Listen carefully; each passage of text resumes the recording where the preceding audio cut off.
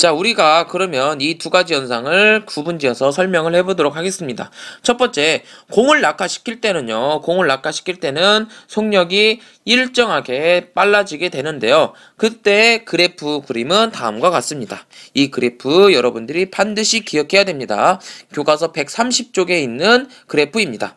알겠죠? 공을 낙하시킬 때는요, 시간에 따라서 속력이 증가하게 됨을 우리가 확인할 수가 있고요. 그 다음에 공을 위로 던져 올릴 때는요, 반대로 시간에 따라서 속력이 감소하게 됨을 우리가 알 수가 있습니다.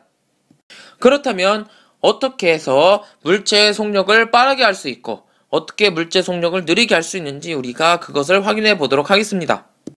자, 첫 번째, 물체의 속력을 빠르게 하기 위해서는요, 물체의 속력을 빠르게 하기 위해서는 물체의 운동 방향과 같은 방향으로 알짜임이 작용해야 됩니다. 여러분들 이거 반드시 기억해야 됩니다. 물체의 속력을 빠르게 하기 위해서는 어떻게 된다고요?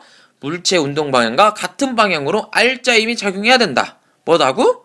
물체 운동 방향과 같은 방향으로 알짜임이 작용할 때 이때 물체의 속력이 빨라지게 됩니다.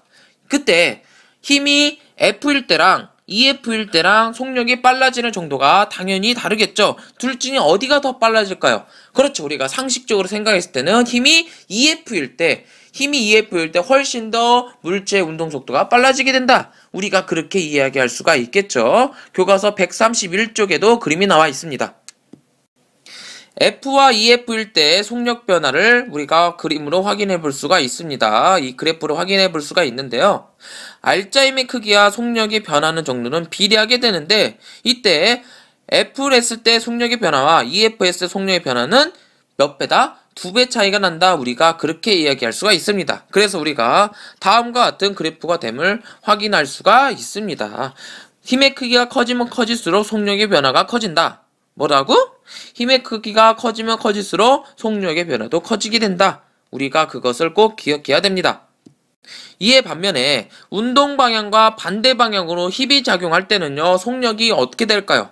그렇죠. 점점점 속력이 줄어들게 됩니다. 점점점 속력이 줄어들게 되는데 이 속력이 줄어드는 경우도 마찬가지입니다. F라는 힘으로 작용했을 때랑 EF로 작용했을 때 속력이 줄어드는 정도는 어디가 더 클까요? 그렇죠. 당연히 EF로 힘을 줬을 때 속력이 줄어드는 정도가 더 커지겠죠. 따라서 우리가 지금까지 선생님의 설명으로 두 가지를 알 수가 있습니다. 첫 번째, 물체의 속력이 증가하는 것과 감소하고 있는 것은 무엇을 통해서 알 수가 있냐면 알짜임의 방향을 통해서 알 수가 있습니다. 물체의 운동 방향과 알짜임의 방향이 같다. 그러면 물체 속력은 증가하게 되고요. 그 다음에 알짜임의 방향과 물체 운동 방향이 반대다. 그러면 물체의 속력이 점점점 줄어들게 된다. 우리가 이렇게 얘기할 수 있고요. 그 다음에 물체의 속력이 증가하거나 감소하고 있는 그 정도는 무엇을 통해서 알 수가 있게 되냐면 알짜임의 크기를 통해서 알 수가 있다. 우리가 이렇게 결론을 내릴 수가 있습니다. 지금까지 설명한 내용을 간단하게 정리해 보도록 하겠습니다.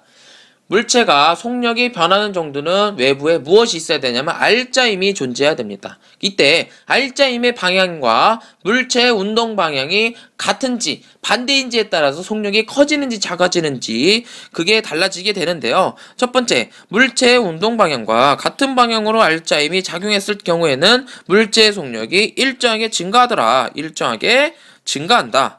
그 다음에 물체 운동 방향과 반대 방향으로 물체 운동 방향과 반대 방향으로 알짜임이 작용했을 경우에는요, 물체의 속력이 어떻게 된다? 일정하게 감소하게 된다. 그렇다면 우리가 물체의 속력이 증가하는 정도와 감소하는 정도는 무엇에 따라 달라진다? 바로 알짜임의 크기에 따라서 달라진다. 우리가 그렇게 정리할 수가 있습니다. 교과서 133쪽에 개념 확인 1번 문제도 풀어보세요. 과제입니다.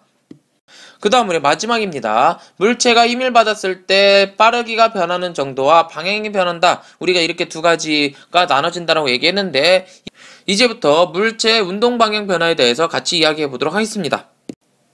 지금 얘기할 거의 학습 목표입니다. 방향이 변하는 물체 운동의 예를 찾을 수가 있다라고 되어 있죠. 이거는 간단하게 물체가 힘을 받았을 때 어떻게 방향이 변하는지 그런 예들을 간단하게 찾아보도록 하겠습니다. 물체 운동 방향하고요. 나란하지 않게 물체 운동 방향과 나란하지 않게 힘이 작용을 하게 되면 물체 운동 방향이 변하게 됩니다. 다시 한번 물체 운동 방향과 나란하지 않게 힘이 작용하면 물체 운동 방향이 변한다 라고 되어 있죠. 이거 여러분들이 꼭 기억해야 됩니다. 꼭 기억해야 돼요. 뭐라고?